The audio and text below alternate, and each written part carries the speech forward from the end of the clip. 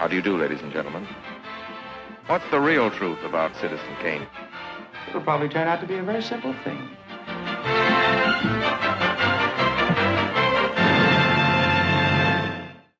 Hey everybody, hope you're doing well. I'm Parker. And I'm Max. And welcome back to another episode of Better Than Citizen Kane, the highly subjective show where we look at a movie and ask that titular question. Because when every movie ever made is a reasonable contender for the title of greatest film of all time, you have to wonder, better than Citizen Kane? So, here, put this bandit hat on, because this week we're raising our boxes to our survival as we toast to Wes Anderson's Fantastic Mr. Fox, 2009. A November go-to, right, Parker? Yes, very much so. This is like one of the four cornerstones of my November watches, 100%. List them off for me. It is Fantastic Mr. Fox, Little Women 2019, When Harry Met Sally, and Knives Out. Nice. Yeah. Wonderful. We've covered one of those before now. Indeed we have. This is the second. Mm-hmm. And just maybe we'll be covering a third rather soon. You don't say. Love that. Those are really good. Did you see this in theaters when you were a kid? I did not. No, I missed this one. When did you see this for the first time, Parker? Because I associate this so strongly with you. Just Uh-huh. I mean, you did the costume a few years ago. Sure. But like also just like because I see this usually at your house every November. Mhm. It's just such a Parker movie. I'm just so curious when you saw this for the first time. I must have seen this sometime beginning of college, I think. You know, it was one of those things that I think I was starting to delve into Wes Anderson a little bit more and figure out who he was as a filmmaker.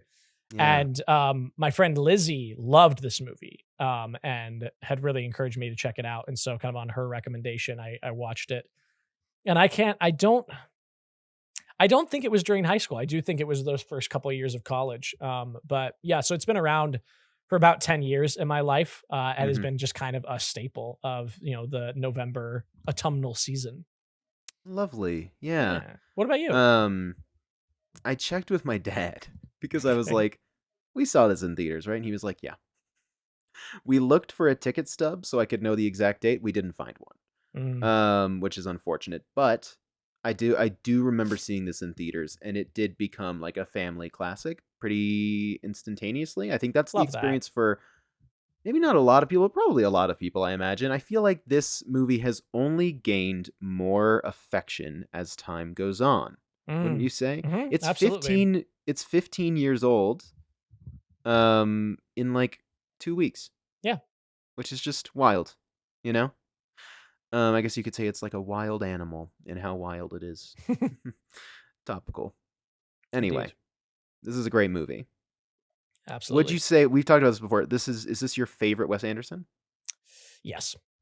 Yeah. Wonderful. Very much so. Unequivocally for you. Unequivocally favorite. Nice. It's up there for me. So. Yeah, I know it's up there for you for sure. Yeah.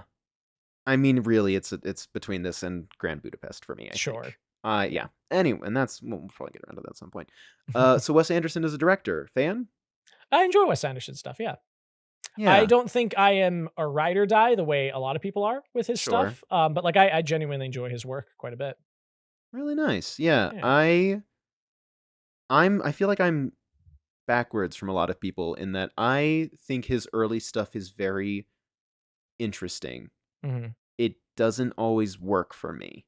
Yeah. And I am more of a fan of what I would say is kind of second act career Wes Anderson, sort of like starting with Grand Budapest, it feels like. But I feel like this movie and Moonrise Kingdom are such like a middle ground of like kind of still kind of have a scrappier feel to them. And then I would say right around Moonrise Kingdom and then Grand Budapest is just like he achieves like a new level of what he's doing. Totally. And I think that like as time goes on, we get more distant from characters. I think a lot of people say like, oh, he's so distant, it's cold. You know, you're not really in the heads of the characters. And yet I don't know, like I think French Dispatch is really interesting. I like 2 or 3 of those stories. Yeah. 2 of the 3, I would say. And I've seen Asteroid City twice and I really like Asteroid City. Like I don't know. I just like I like this later stuff. Yeah. I know some people are kind of like, but I like him. No, I agree. And I do. I like his later stuff. Okay, yeah. Yeah. And that's my Wes Anderson take. Nice. So we're in an interesting stage in our schedule for this year, Parker, because typically one of us chooses a movie. and then you or I ask the other, so why'd you bring this to the show? This one feels just like something that we kind of decided on together, Yeah. but in my head it's your pick I can because see that. next week is very much a my pick. Very much so. Yeah. And I think that makes a lot of so sense. I'm curious what your thoughts are Mhm. as the person I'm nominating in this position. What are your thoughts on this in conversation with Kane? What do you think of this as like a hypothetical greatest film of all time?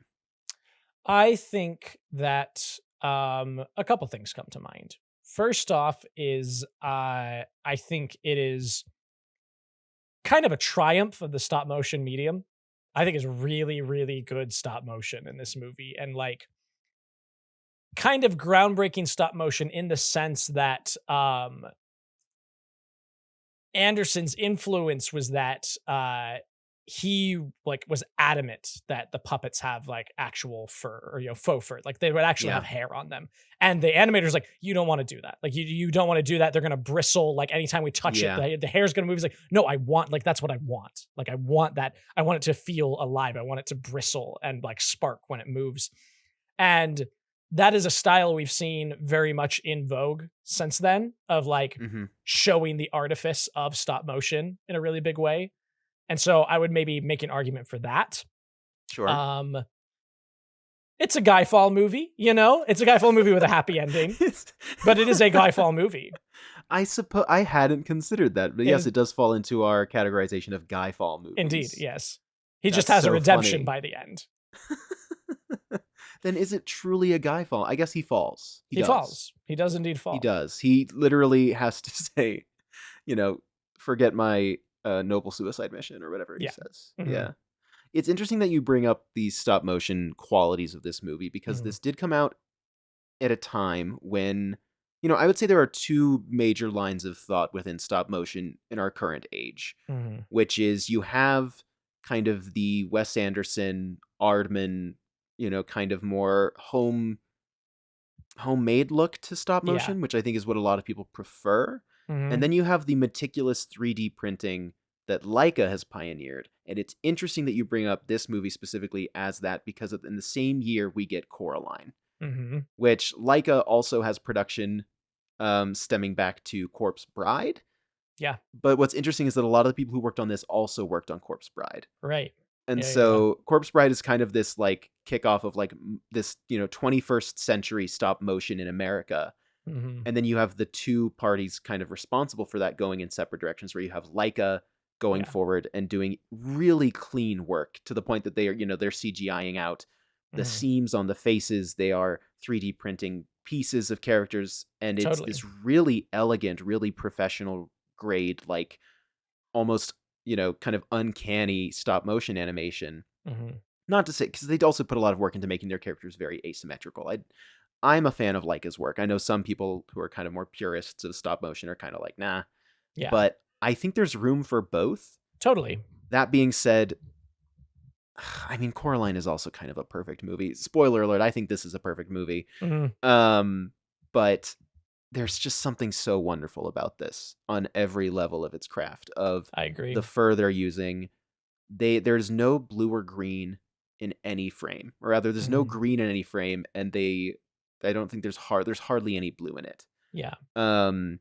They made sure that orange was in every frame, but then you have like even just like the art style of this film is drawn from the original illustrations done for the first edition of the book. Yeah. Because Wes Anderson grew up with the book and he loved it so much. He also went to, I mean, this is what you'd expect from Wes Anderson, but it's really interesting in that he went to the house that Roald Dahl lived in and took like pieces of furniture from that study and from the house and recreated them for this movie. Yeah. This is so the DNA of the book and of Roald Dahl, and he wasn't a perfect man, but that's what this is doing. Sure. And it's just kind of this perfect object in a way.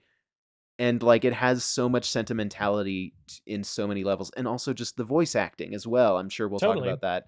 But like, I'm sure this has gone around on social media a bunch of times, but if you don't know, the voice recording for this was all done on a farm. They recorded out in fields on this farm. They recorded in the attic of the farm. They recorded in the kitchen. Like, they moved everyone around, which is very unusual in voice acting. Totally. To be using boom mics and going outside, and it just creates this really naturalistic feeling to it and makes it feel there's just so much texture to this thing. Texture was the word I was thinking of. Yeah.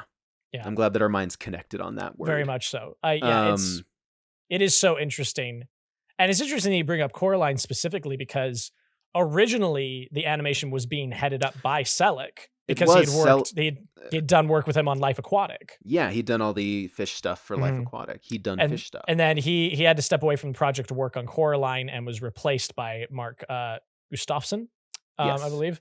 But Selleck would still he still kept in contact with Anderson and would like kind of get updates on what was going on and like offer his 2 cents, which I think was fun. Like unofficial capacity. The fact that in 2009 we got what I would say is like 2 peaks of this film craft. Totally. Like Coraline and Fantastic Mr. Fox coming out the same year is wild. And they both lost the Oscar. Yeah. Was Coraline even nominated? I think it was. Surely. Maybe it wasn't. But Up won. Because this is at the stage when Pixar won every time. Sure. And I was reading up on how this is, I think one critic was like, this is the second best animated film of the year behind Up. And I'm like, look, I'm not as mean to Up as a lot of people are nowadays. But I must disagree that I would say Coraline and Fantastic Mr. Fox are well ahead of this. Yeah. Anyway, that's just there's a stray shot at Up. Apparently, I like that movie. I don't hate that movie. It's been a long time since I've watched it, so I couldn't speak to it from my current standpoint. But I would agree. They're both really great movies. Yeah, and you get Secret of Kells this year too. Yeah. Speaking of the Oscar, do you by chance happen to know, is this, because we've circled around it a few times, is this in the registry? Is this in the National Film Registry? Not that I could find. Okay, I didn't think not that I could find.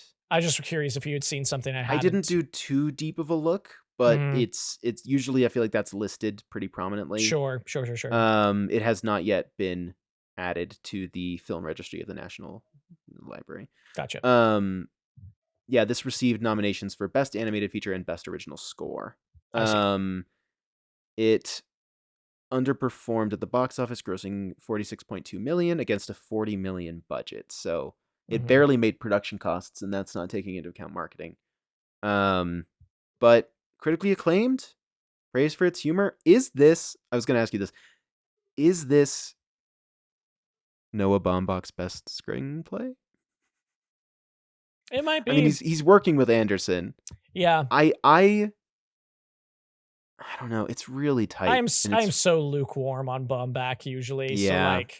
So you're not the guy to ask. Yeah, I couldn't really tell you, but I don't know. I think this is really well done. Yeah. Yeah, just really great. Just a really wonderful time. Yeah. Yeah, I mean, any other things that you can list off the top of your head as far as background or research on this? Oh, you just mentioned when you were talking about like replicating furniture from Roald Dahl's house. That also reminded me. Mr. Fox's suit is made from a swatch of an actual suit that Wes Anderson owns and wears. And the costume designer's like, can I get a piece of that? And so, yeah, they just made a costume out of it's just a real suit that Wes Anderson has. Yeah. I love the tiny clothes of these movies. The tiny clothes are so great. Parker, last year we talked about Paranorman. I brought Paranorman to the show. Yes. To be different. I did the hand motion from this film. And I really like talking about stop motion on this show, mainly because part of me so badly wants to just say that stop motion is the best form of filmmaking. It is the hardest. It is the most detail oriented. It is just such to make, it just requires such a level of craft, and every movie does, obviously. But I mean, you and I have talked about this, of the headache that you get when you stop to think about anything you're watching. Yeah. It just takes so much. I don't even know if I want to say that it's the best or the peak level of filmmaking, but it is if I was going to introduce the human race to an alien race, I might lead with stop motion as an art form of just this requires so much stuff. This requires painting, this requires textile fabrics, this requires film, this requires so much, and so much time is poured into it. And I just love stop motion, everybody. Yeah. It's great Yeah. stuff. Great stuff. The cast in this movie, Parker, Stacked. Oh my god. stacked. And Anderson usually is pretty stacked, but I mean George Clooney in this movie Might be a career best. Like genuinely, like might be a highlight. I also want to shout out Willem Dafoe's affectation in this movie, his accent. Yeah. It's maybe his best I love it so accent, much. like maybe his best vocal performance. I don't want to say it's his best performance, but like it's pretty good. It's pretty great. I think Meryl Streep is really wonderful in this. Jason Schwartzman's really wonderful in this. Bill Murray's a lot of fun. Bill Murray I love is a lot Michael of fun. Gambon. Oh my god. Oh, Michael yes. Gambon. Yes, as Jeremy Clarkson from Top Gear. Yes. That's a joke for others Top Gear. These three guys, Bogus, Bunsen, Bean. Let me get their names right. Bogus, Bunsen, Bean. I think one of them's first names is Francis. It might be. I think I'm wrong, but you never know. Who's to say? Walt Bogus, Nate Bunsen, Frank Bean. Frank. That was close. Nate. Yeah. Mhm. The deliveries of even those three guys, just in conversation, when Michael Gambon is like, "How are you? Any Fox problems lately?" And just like They're like the writing- overlapping dialogue with each other. The writing of this and delivery of this is just so wonderful. I can't possibly speak to every joke and every moment that I love. One that I caught this time that I really loved was when the mole turns around when he's listening to the can and he says, "I just picked up a high-level radio frequency on a can." And it was a success. And that's really just such a good. funny little, wink meta joke to the audience. Like a really charming one. Sometimes those can be really distracting. Totally. Just really charming on every level. Yeah. Was I saying something before all Just of the that? cast. You were just talking about Just the cast. Just the cast It's is a great really cast. nice. I thoroughly agree with you. I think it's really wonderful stuff across the board. Like everybody's doing such great work and just like seems like they're just having a lot of fun with it. Yeah. Especially like Meryl Streep, like Yeah. Has anyone taken voice actors out to a farm since this? Not in like a we're retiring them way. Just, is this a production that has been replicated? Not that I know of. I don't even know if Anderson did this again on Isle of Dogs. Did he? I doubt it. I've never heard anything about it. What do you think of Isle of Dogs? I like Isle of Dogs. I don't love it. I think it's fine. It's like it's a lower tier Anderson. It did for not. me, for sure. I don't know. I should revisit it. It did not stick for me. Yeah, there's not a lot that I draw from it for sure. Yeah. Yeah. Soundtrack to this is really nice. Very good. I mean, Don't look at the lyrics for Davy Crockett song. Well, it's fine, but it's like 60s Disney. I had missed this, but at one point in the movie, because I was just listening to the album, like the soundtrack album, so it has bits of this Desplat's score and also just the songs of the movie. I didn't realize that Love from Robin Hood plays when they're all just when they're diving into the pool. It's my favorite. I've always loved that little bit in there. That's a wonderful Easter egg. It's a great little like pull for Fox Cinema. I mean, I love Hot Fox Cinema. Yeah, Fox Cinema. Would you say that Felicity and Mr. Fox in this movie are hot foxes in the way that Robin Hood is in Robin Hood? 100%. 100%. Yeah. Love that little connection. I had missed that until today. Yeah. Do you have a favorite scene in this movie before we dive into the summary? Is there a favorite moment? It's definitely when everything has gone sideways and Christopherson has been kidnapped and the scene in front of the waterfall in the sewer. Yeah. That is my, and the gut punch of like, I love you, but I shouldn't have married you. It's just like, oh God. Ooh, it's real shit. Yeah. No, I think that is my favorite scene. Either that. Oh, go ahead. I was just going to give a quick shout out to the mineral deposit. I was going to say the mineral deposit's a close second. That's amazing. I love the fight sequence in the sewer between the fox and the rat. That's a good one. With like the voltage and the I just love seeing these still frames of these puppets flying at each other. I think that's really nice. I found out today that I mean, it makes sense when you look at it, but all of the cider jars in this movie, when they go in the cellar, those are providing light. So there are lights behind all of those, and if they moved them even like a millimeter to the left or to the right, it would block out because it wouldn't be refracting the light in the right way. Oh, interesting. I just love that. That's very cool. I love the way that Bean's son says, "Look at Dad's tie." Look at Dad's tie. It's fantastic. It's really good. It's really, really Shout good. out to Ginger Apple Snaps. Shout out to just, I mean, is his name Kylie? Shout out to Kylie. I love the opossum. Kylie. I love when the apple juice flood comes and he says, "Apple juice flood." It's really good. Just unbelievable. We'll get to it as we go along. We're doing the everything, but yeah. Like 99% of this movie is stop motion, but that sequence of them getting washed out is CG because there was just no good way of doing that with them all floating around in the cider. Yeah, never mind. Actually, 2 stars. Actually, a 2-star movie. Took the easy way out. Yeah, before I just start listing off everything out of order, shall we go in order? Let's go in order. Pop up and talk about anything. Okay, so we open with the wonderful little credits. Mr. Fox is standing on a hill. I love that the book says now a major motion picture. Makes me very happy. It's really good. I never caught that. Yep, just right at the bottom. I love that. So, Felicity, which is Mr. Fox's wife, she comes up the hill. He says, "What did the doctor say?" She says, "Oh, nothing. Just, it's a 24-hour bug."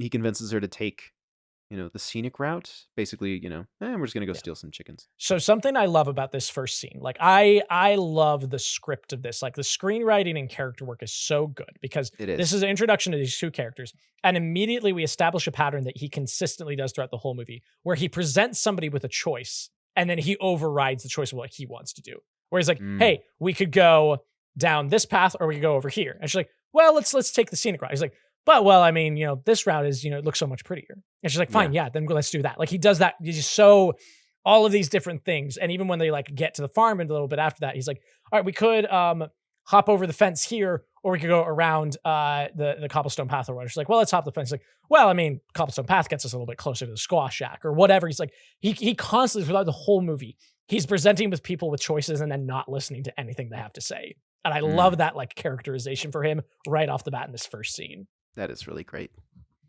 I love that. Thank you for pointing that out. Yes. They go to steal some squabs. He can't help, but another, this is a very, probably a less subtle characterization moment, but just he sees the chain of the fox trap and is just like, "Oh, no. I bet this, you pull this and it goes down over there." Yeah. He's like, "No, come over here. It's going to fall over there." Yeah, it's going to right over there. Fall straight down. Nope, just straight down. Whoosh. Straight down. Whoosh. And then she reveals that that she's pregnant. And he's, I love the straight on shots of these characters when they react shocked. It's just really good. And then we do 12 Fox years later, which is 2 years later. Also, Heroes and Villains by the Beach Boys is playing. Good song. This is the height of commentary. The Foxes and their son Ash are living in a hole. Mr. Fox is now a newspaper columnist. He moves the family into so that, we have the breakfast scene. Yep. Ash comes out. I love the subtle detail of there are posters on the walls for White Cape, which seems to be some sort of comic book hero in this world that Ash is a fan of, but no one ever addresses it. Yeah. We just hear, the bullies say he dresses like a girl, and they're like, "Hey, why are you wearing that?" But like, if you look for it, you have a reason. It's because he's dressing up as his comic book hero. I love really that. like that. I think that's really nice. Everything at the start here and everything at the end is all original Wes Anderson stuff or Anderson Baumbach. And kind of the second act is what the book is. Totally. The adaptation part. Something I really enjoy about this breakfast scene, and it shows up throughout the movie as well, is like a theme of the movie is like wild animals, like animal instinct and all these things. And I love that you have these little bits here and there throughout the whole movie where, these are anthropomorphized animals. They're wearing suits. They're speaking English. They're buying houses. But then there will be these flashes of like anytime they eat, it's like animals just scarfing it down. And even later on, like, Fox arguing with his lawyer and all these things, like they get in each other's faces like animals, and then they sit down like, okay. And it's just like, I love that through line as both like a tangible version of the theme which is really great. But yeah, just this breakfast scene where he's sitting there reading his newspaper. He's like, I don't want to live in a hole anymore. And all this stuff. Yeah. And it just like Makes me feel scarfs down a poor. pancake. Yeah. I also love that not only that, they have silverware on the table. Mhm. I think it's gone unused. I don't think it's been touched. But they put it out anyway. Yeah. I just think that's a great little visual gag. Mhm. Yeah, so he's kind of like, I feel poor. Yeah. And Felicity's like, we are poor, but we're happy. Mhm. Mm-mm. No, we're not.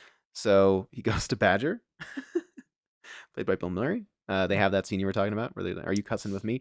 Is cuss the best film substitute for a swear word? I think it's really good. Also, I had heard, I couldn't find anything to corroborate this other than like, I remember hearing it in like some, I don't know, like Access Hollywood interview, some clip I saw where Anderson said that they wrote the script with all the swear words in and then just replaced them all with cuss. I think that that is true. That they wrote the script normal and then censored it. That sounds true to me. Something that I hadn't heard, with all the cusses that are being thrown around. I mean, they're using it for different words. It's not like... It's not one word. It's just all swears. Yeah, even Petey's song says, like, shut the tail off the cuss. Uh-huh.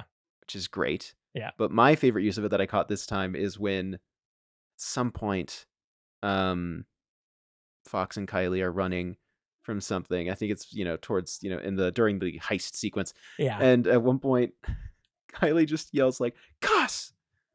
And that just brought me so much joy. It's really good. Like, it's just really good. I love that inclusion. I think it's a really efficient way to do it for a kid's movie. Totally. I don't know. It's like simultaneously so silly and also so elegant at the same time. Like it just, I don't know. It works for me. Really love it. Not sure if it would work in other movies, but really good here. Mm-hmm. They move into a tree, ignoring the warnings of of the lawyer Clive Badger. And also involving the cameo from Wes Anderson as the real estate agent. Yes, he plays the weasel. Mm-hmm. Yeah, I love that. Does he do cameos often in his movies, or is this like one of the few? This, I think, is one of the few. Yeah, I don't think he pops up that often. And this tree is in a dangerous area because it is near the 3 farms owned by Walt Boggess, Nate Bunce, and Frank Bean. I love when he visits Badger, and Badger is telling him about Boggess, Bunce, and Bean, and he has the song queued up already. Yeah, he says, yeah, local kids, they have sing an this eerie kind of little rhyme about it. Here, listen. It's just so funny that he's just got it on a tape recorder. It's just really good. It's like a good version of that like tongue-in-cheek humor that I feel like is in everything now, and it's not as good here as it is here. I agree. Quick, Parker, name what each of the farmers produces. What does Boggess produce? I couldn't tell you what each, like I couldn't assign them each, but it's geese, or is it chickens? I think it's chickens. It's chickens. So. Yeah. It's chickens, cider, and is that goose? Is it geese, chicken, and cider? Well, so yeah, so it's I'm fairly certain that Boggess does chickens. Uh-huh. See, I was trying to get you to do it, but now I can't remember. Boggess does chickens. I remember what they eat because Bunce does like the goose liver. Yeah, so that was the thing, is like they eat what they make, right? Yeah, I think he does like the he does like goose liver donuts. Yeah, thank you. That's exactly awful. Yeah, so I think it's geese. Yeah, that sounds right. And Bean does the cider because he makes the apples with stars on them. Mm-hmm. Wonderful. Yes. Okay, good. We did it. Soon after they move in, Felicity's nephew Christopher, his name is Christopherson Silver Fox. Incredible. I didn't know his last name until just now. He comes to live with them because his father is receiving long-term medical treatment for double pneumonia. That's one of my favorite, like I hadn't caught it fully until this time because I think I had subtitles on. And it's just so funny to me later on when Ash makes some comment. It's like, well, a lot better off than his dad. He's got 1 foot in the grave and three others on a banana peel. It's a really funny line. Oh man, it's really good. This film also has some chapter titles, no numbers, just kind of general titles that just say Christopherson comes to visit. They welcome him. Ash is hostile to him. He doesn't want to let him sleep in his room, so he makes him sleep under the model train table. Yeah, I've had it up to here with attitude in this house. I've had up here with a sad house guest routine. That's what it is, the sad house guest routine. The attitude is like, there are a lot of A attitudes. lot of attitudes. Going around. Careful I don't catch one. Ash is kind of an icon in that way. Honestly, I think Jason Schwartzman is my favorite performance in the movie. He just kills it. He's so really good. He's really good. I love the little moment of Christopherson crying and Ash comes down and turns on the train and they just watch it go. It's really just nice. a quiet moment, you know? It's really nice. Yeah. So there's the pool diving scene. We learn that Felicity is still painting thunderstorms. Which is really nice. And basically at around this time, as all this is kind of coming together, Mr. Fox grabs the superintendent of the tree. Again, there's just so many things that I just hadn't really fully picked up on, but just like the superintendent, Kylie, and he's like, "We're gonna do my last big heist." Very Ocean's 11 of him. Yes. And that's something I love too about this movie is that it's kind of metatextual in that way. Like George Clooney is almost playing a version of himself in this and like retrospect of his career. And I love that. Yeah. I love it when someone does that with a Hollywood star. We need more movie stars again so that we can do that. We can do the metatextual, Totally. It's important, I feel. So yeah, they steal produce and poultry from Bogus and Bunce's farms. We get Kylie talking about wolves, and we set up Mr. Fox's phobia of wolves. We get, beagles love blueberries. Just it's an hour and a half or less. It is an hour and a half. Just go watch it, What are you doing here? We just watch the movie. Go watch the movie. Beagles love blueberries, all that good stuff, electric fence. They come back on their way back. They take it's off screen, but they take the chicken or the turkey or whatever to the shop. The Five and Dime. They make it look like it, that he bought it. But it's not really working fully. No, because he's doing too much. Especially after the second run when he takes. I love the POV of her opening the closet, the pantry, and it's just filled. Just, It's really because the first time she's just like, oh, yeah. It's really great. I love when Ash tries to come along with them on the second night of the heist, and he's like, "No, go home. What are you doing?" And then the way Kylie goes, "Oh, here comes another one." Christopherson walks in and he goes, "Good, you made it. Put on this bandit hat." Yeah. Just really nice. Just fun. We're just having fun, We're having fun. This sequence has my favorite line in the whole movie, hands down, which is just when they get back and Mrs. Fox catches them. And she goes, if what I think is happening, it better not be. Really I love that line. It's really lovely. At this point, the farmers are mad. Yep. They're mad about the raid. We go to the scene that I think is really good. Just the characterization immediately of Bean sitting in the dark with his cigarette. I was almost tempted to be like, is this one of the few stop motion like family movies or even just family animated movies that has a cigarette in it that came out post 90s? Like how many family movies really have cigarettes in them, Yeah. But this movie has cigarettes, it has guns. Yep. It has, it's good. It's wild. I almost was like, wow, I mean, I wonder how many times a gun has showed up in stop motion. And then I went, Feathers McGraw. Yeah. Feathers McGraw has a gun. Have to remember that. He's got a gun. I have to remember that. The farmers have that really funny conversation that I really enjoy. Yeah. Michael Gambon is so good in this. He's really great. They camp out near his home. I love Fox smelling all the smells and they going, all three. And then that's when Kylie says "cuss" as they run in. Yeah. They open fire, but they only shoot off his tail. Yep. And then he calls for 3 tractors, and I love the way he calls for like 3 very specific brands of tractors, one for each of them. They come out looking like the 3 guys in Fury Road. I've also thought these are very, when I saw Fury Road, I was like, this is Fantastic Mr. Fox coded. But they demolish the side of the tree. They have to dig themselves out. Tensions are rising in the family as well because Mr. Fox has endangered them. Totally. They dig really deep to get away. That's when they get the tractors, and the tractors come. And that's kind of most of this act of the movie is just Yeah. kind of everyone underground. We get the mineral deposit scene, as we talked about. We get kind of a passage of time. News Yeah. reporters come. They're talking about everything that's happening. Am I missing anything super crucial here? No, I don't mean, think so. Ash and Christopherson are talking. Earlier we did get Whack-Bat. Yeah, we did get Whack-Bat at the school. Forgot to mention Whack-Bat at the school. We got introduced Ash to meeting. Not Ash. Christopherson Christopherson. meeting. What's her name? I don't know what her name is. Yeah, there's the girl at The school. girl fox. Another great line read that my friends would say all the time is "You're supposed to be my lab partner." I am. I am really. No, you're not. No, you're not. You're You're disloyal. Yeah, really good. So we got a lot of school stuff earlier that we skipped over, but yeah, they're all down here. Ash and Christopherson are working through, their conversations. I love the way that Jason Schwartzman delivers the line. Here, let me just put some mud in my ears really quick. Okay, great. Yeah, now I can't hear anything. Go ahead and keep talking. Agnes. That's her name. Agnes. Thank you. Yeah. Thank you. She's, it's the TikTok sound. Yeah. I like went around TikTok. Yep. Oh, thanks. I like yours.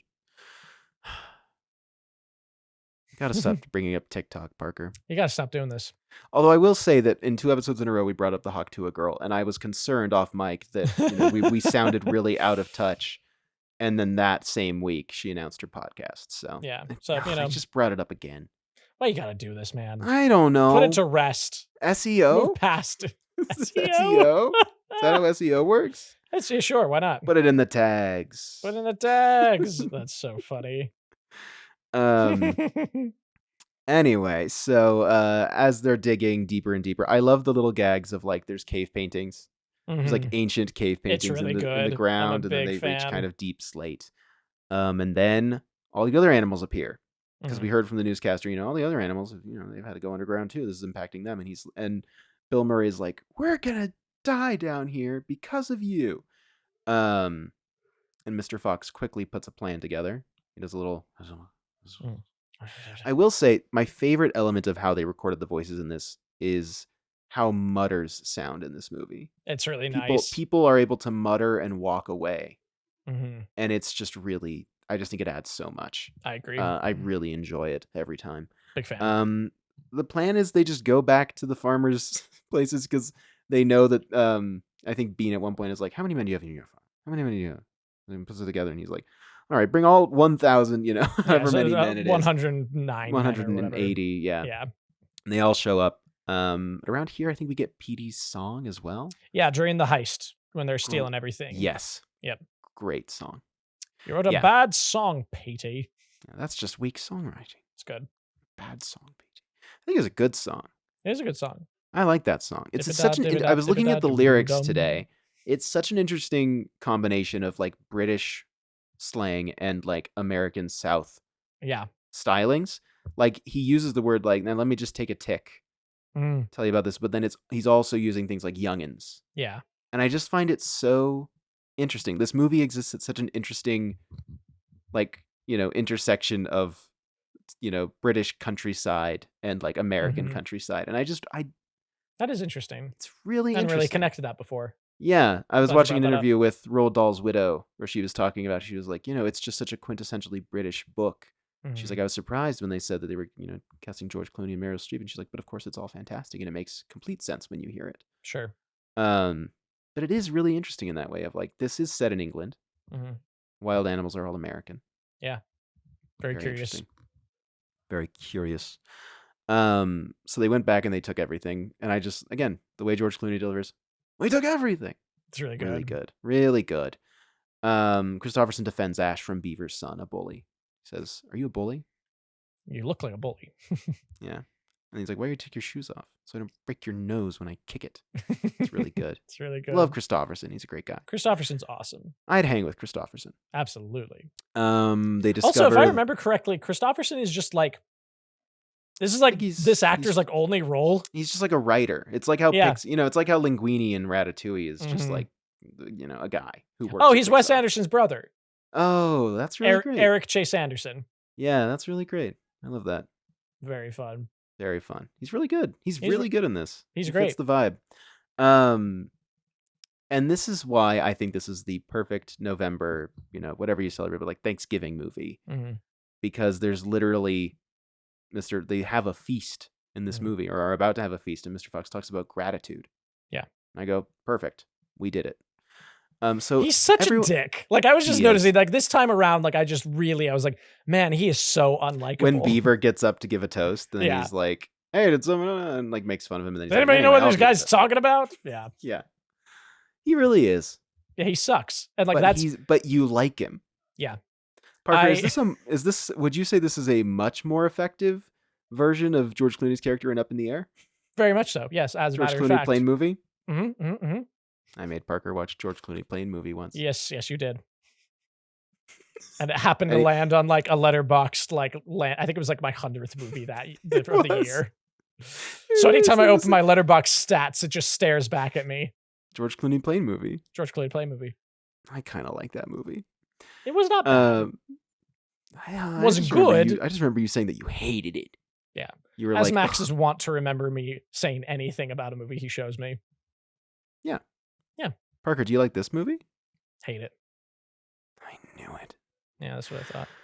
They discover that Mr. Fox has stolen their goods, so they prepare this big feast. Everyone prepares this big feast. They don't even get to eat any of it, and that bothers me so much. Because it looks good. And Rabbit was working so hard. I love that panic rock where Rabbit's like, all right, we need to slow the chickens down. Let's get the goose up. All right, let's it's just really good. It's really good. The kids are playing. At this point, Ash pulls Christopherson aside and says, do you want to help me steal back my dad's tail? Yeah. Christopherson goes, whoa. It's good. So the boys leave. They put on their bandit hats. We look good. We do. They go to Bean's kitchen. They figured the tail would be on the mantle. It's not. It's not. It's as Fox predicted. It's around his neck. Mm-hmm. Look at Dad's tie. Yeah. So Christopher gets captured. Yeah. And the feast doesn't get to happen because they flood the tunnels with cider. Mm-hmm. Good reveal though of him. The drop falls in his glass and he goes, cider. There's a little teeth thing. I love his little grimace he does is really great. The grimaces and smiles that they do in this movie are fantastic. Fantastic. Mm-hmm. So yeah. From there, they get flooded out and Mr. Fox decides to head to the surface to surrender, but returns when Rat, Bean's violent security guard. We skipped past that, but earlier. Yeah, cider. Mm-hmm. Cider. He's the security guard. I love the way he says, "Is that a badge? Where'd you get that? What does that mean?" What does that mean? It's my job.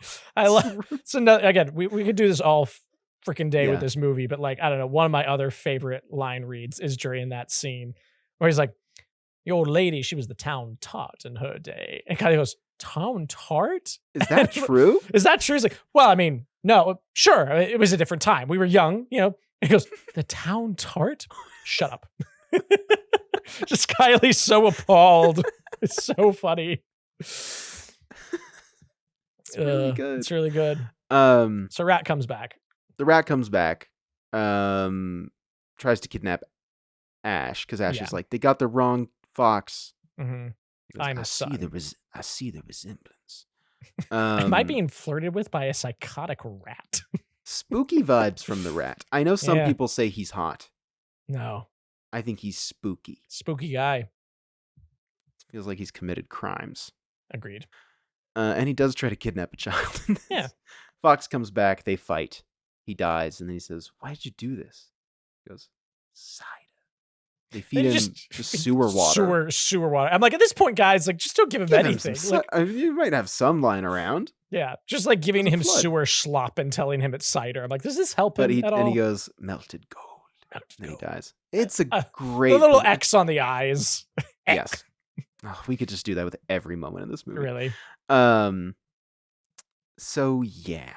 Mr. Fox, I can't remember the exact line, but it's really good where he's like, "My suicide mission is canceled.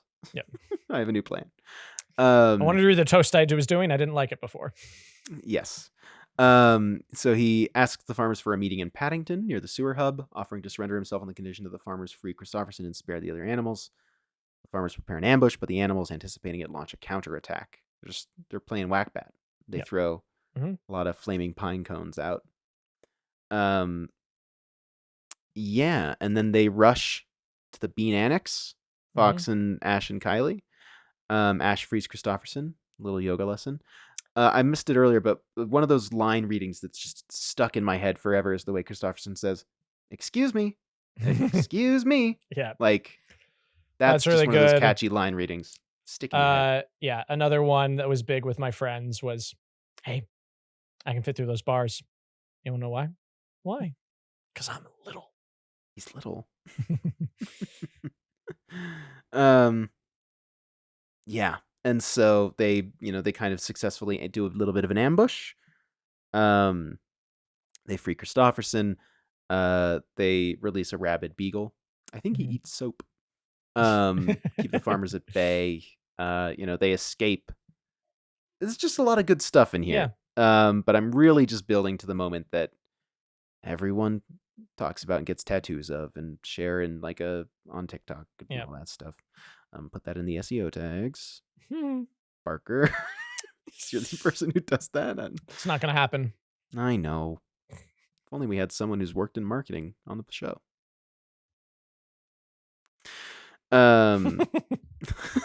Couldn't be me. Christopherson grabs Fox's tail. Yeah. As they escape as well. They go up a little ramp that says Stunt Expo 2004. It's great. It's really, really good. Stuff. They drive, they make it over the wall of the annex. They drive out into the wilderness. And Kylie sees a wolf. And they stop. And Mr. Fox has talked about his phobia of wolves. Well, he says it here too. Yeah. Parker, this scene with the wolf, what comes up for you emotionally? What does it mean to you? What do you think it's doing with the themes of, contentment, freedom, self-identity? Yeah, it's like I've always thought of it in context of kind of like I was mentioning earlier, the theme of like animal instinct, right? Is that earlier on during the little mineral deposit conversation, Mr. Fox tells Felicity, he's like, "I'm trying to tell you the truth about myself." And the truth about himself is that he is a wild animal. And he's been trying to suppress that for a really long time. And the lesson he learns is that he needs to not let that consume his life, right? Like he has to find the balance. It can't just be wild animal because there are people who are relying on him. Yeah. But I find that like this confrontation, this moment with the wolf is just kind of a personification of that, of like, hey, look at this beautiful, majestic creature. And, like he asks him, like, I tried to ask him if he thinks we're in for a hard winter. Looks like he doesn't know, like just an embodiment of, like you said, like freedom and self-acceptance and relinquishing of control. Yeah. I think in a big way. Yeah. I mean, thinking about this movie, I kind of glossed over it, but the strategy they use to counter the ambush from the farmers when they're in the sewers, he, tells everyone, we have to think like wild animals. And he gives everyone, their Latin names, listing them off. Also, did not realize that Adrian Brody plays the field mouse until this time. And I was like, that's Adrian Brody. I want to fight too. But yeah, like this movie is like, we need the balance that you're talking about, this balance of, accepting who we are, not trying to be somebody else, but also recognizing that we can't just be something when people rely on us, when we need to do other things. Right. And then I think about even just, you have Mr. Fox facing down a rabid dog and he's reaching out to him and saying, see, I think you're just a really nice guy, actually. And then the dog chases him around and he, tears. Like, that's an interesting animal to have in this scenario too. Right before the wolf is this rabid dog, this rabid beagle. And then getting out into the wilderness, and he first asks him, he asks him, do you speak English? Or he tries French. He's like, I don't think he speaks English or Latin, because he says his name and then he says the wolf's name, Canis lupus. Yep. Vulpus. Yes. And he is trying to have a conversation with him. He's like, I'm asking him if he thinks we're having a hard winter. Doesn't seem to know, which did get me emotional this time, Parker. I mean, it always does, but that moment in particular of just like, I'm asking him if we're in for a hard winter, Says he Doesn't seem to know. Yeah. Just having, that's the vibe. But yeah, I mean, he literally comes face to face with the wild animal, with his phobia as well, the things that he was afraid of accepting. Totally. At this point, he was afraid of accepting that he's, he can't always be a wild animal. And at the same time, here he is facing down the wild animal within him. Totally. Or rather, the wolf there. Mm-hmm. It's just a really lovely moment and so unexpected in this movie because it's not easily trackable onto something for, families with young kids. Totally. And yet it evokes such an emotion. The winter coming in. Yeah. And like you said, of like everybody, TikToks and tattoos and all these things, there's something so poignant about the lack of communication that is existing there. And he tries multiple different languages. He tries all these things. And in the end, all that gets through is just raising the fist in the air in solidarity. And the wolf does it back and then runs off into the winter. Mm-hmm. Yeah. It's a good image. Like I was like, just, I see why people get tattoos of that. Like it's a very, I don't know, layered image for me. And I think it's really come to mean a lot to a lot of people. Totally.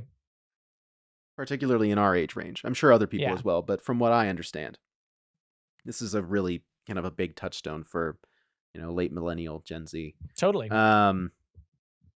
Lovely. From there, we get kind of a little epilogue.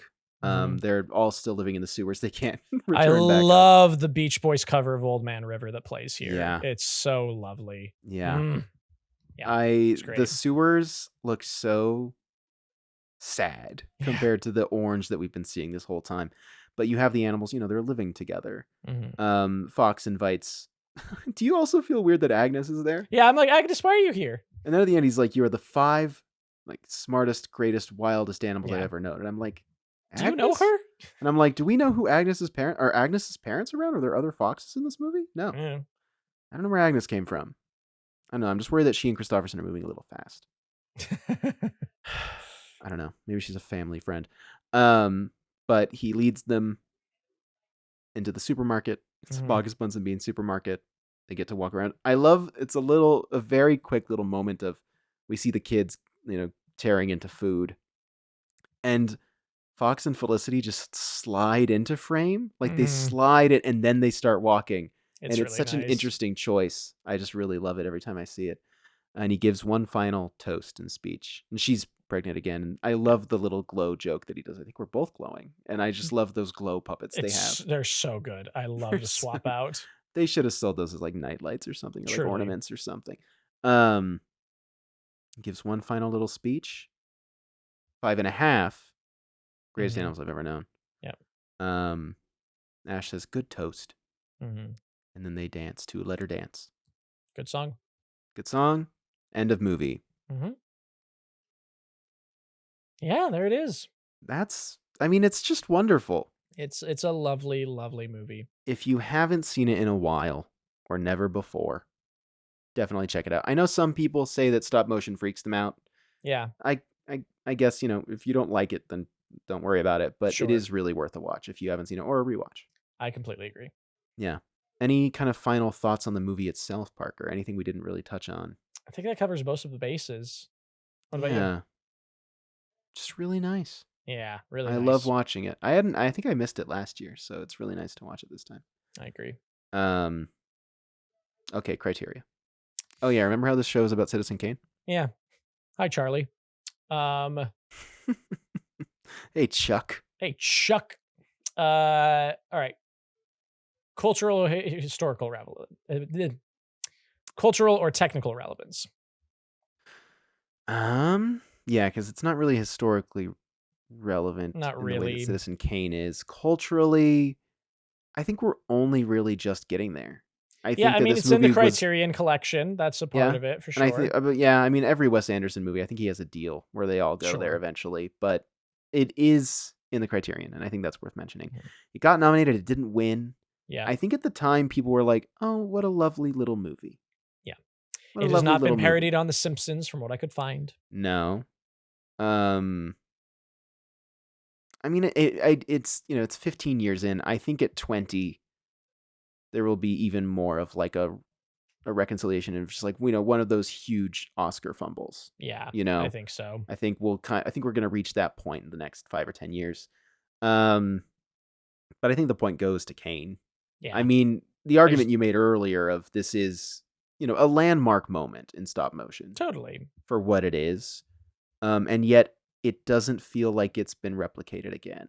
No. I would say that even Isle of Dogs doesn't feel like a true follow-up as from a craft level. I'm sure it is, but I just, it didn't make much of an impact in the way that this did. Yeah. Where this is such a lovely adaptation and just love letter to the craft. Mm-hmm. And just a nice time all around. I agree. But I do think Kane takes the point. Kane gets the point. Hate to interrupt our criteria really quick, but Parker, is this... I don't know how familiar you are with like doll adaptations, but I presume this is your favorite?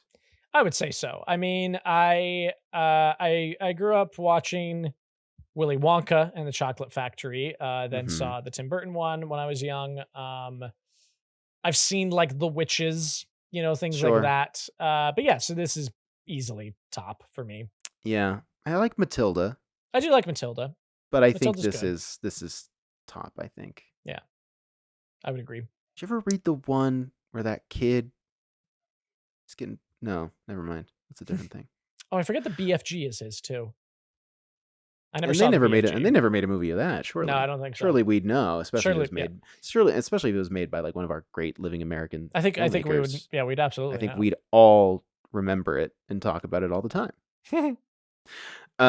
Great. So second criteria, how well do you think it's doing what it's trying to do? Flawlessly. Like I have no caveats to that. I don't have any notes for this thing. It's a perfect movie. I cannot tell you. Like that's the thing is like it doesn't outstay its welcome. It's in, it's out, it's brief, it's there. Like it just I can't point to a single thing about this I'd want to change. Me neither. I think it's perfect.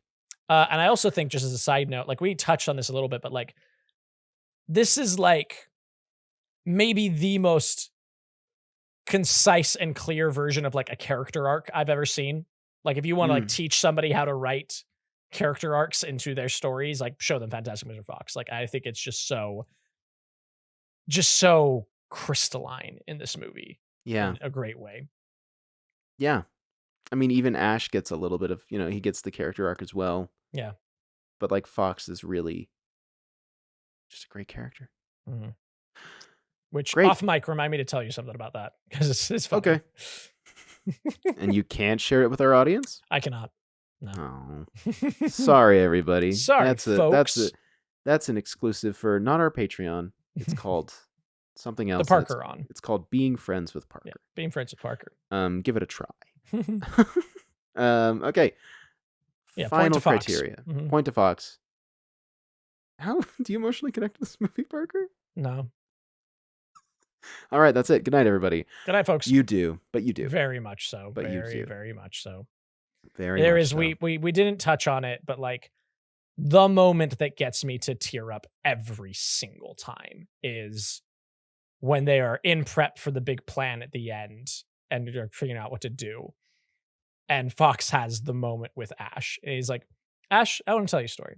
When your mother and I were caught in that, on that cage. And Ash we were digging. Interrupting. He's interrupting. Like I am now. Filling in the story. And he's like, as we were digging, I kept asking myself, who is this little boy or girl going to be? And he just grabs Ash by the shoulder. I'm going to choke up to the tongue. He's like, Ash, I'm so glad he was you. And it just gets me every single time. It's good. It's good shit. I love that. I really love that, Parker. Thank you for sharing that. Yes. This time it really got me. I think it's gotten me before, but less so. Like obviously, Canis Lupus has always gotten me. Sure. I think the even if I'd never fully understood what that was doing or meaning, just that scene is just so effective.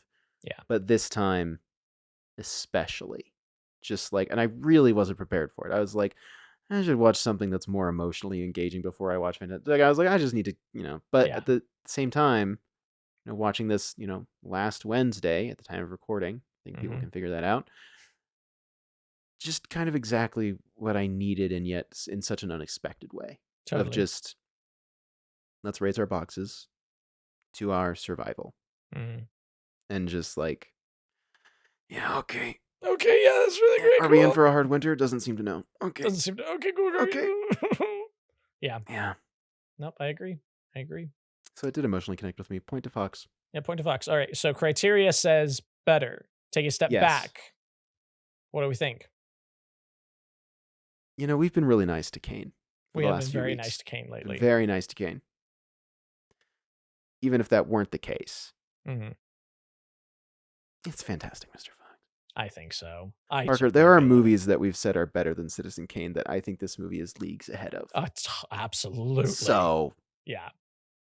Mm-hmm. All right, great. Would you like to say it? Yeah, sure. I'll take this one. Yes, Fantastic Mr. Fox is better than Citizen Kane. No questions. Hooray. We don't have an email or a social media account, so you literally can't ask. If you see us in person, yeah, and you want to take it up with us, I doubt it though. This is a knock out of the park episode. This is like, yeah, this movie's perfect. I love this movie. And I think people know that, and more people will only come to know that as time goes on. I agree. We're just in the full swing of November, and I think I really like November. Yes. Mostly because I attach it to a lot of memories I have of watching movies at your house, Parker. We Ah. already talked about it earlier. But everybody, next time on this show, and this episode's pretty short. I'm gonna make next time 4 hours. No, I'm not. Next time is Knives Out. Rian Johnson's Knives Out from 2019. A favorite of mine. Literally like top 5 4 of all time. Max is a big fan. Big fan. I'm very excited to revisit it.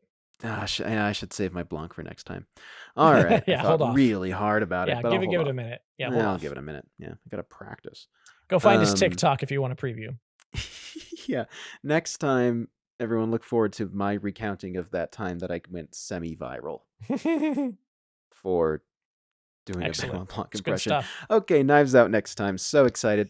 Everybody, I just want to say really quick, at this time as we enter kind of this holiday season, I just want to say that really appreciate anyone who listens. And even if you don't listen, we appreciate you too, even though you're not hearing this right now. I want to say to everybody that this is a really hard time. This is a really tough time for a lot of people with things that have happened recently in the United States. And I just want to say, that, I don't know, we're podcast hosts, but find community. And I hope that you have community. And if you don't, please seek it out, because we're in this together, and there are good people in this place and around the world. So I just wanted to say that. Yeah. Beautifully put. Thank you for sharing, and I would echo those same sentiments. Great. Sounds like Parker's copping out, everybody. Sounds like Parker doesn't have anything to add to the conversation. No, I'm sorry, Parker. I'm trying to be nicer. I feel like No, genuinely, if I thought there was anything I'd add to that, I would, but I think you covered all the bases very succinctly and very illustratively. So I would only throw my support behind that and say, yes, please support each other. Take care of each other. Yeah. Be kind. Be kind. Should we talk about Be Kind Rewind, the Michel Gondry film from 2008? Should we just drop should we just do a quick double ep? Yeah, why not? You seen that movie? No. Then we won't do that. Okay, thanks everybody. Thanks everyone. Bye. See ya.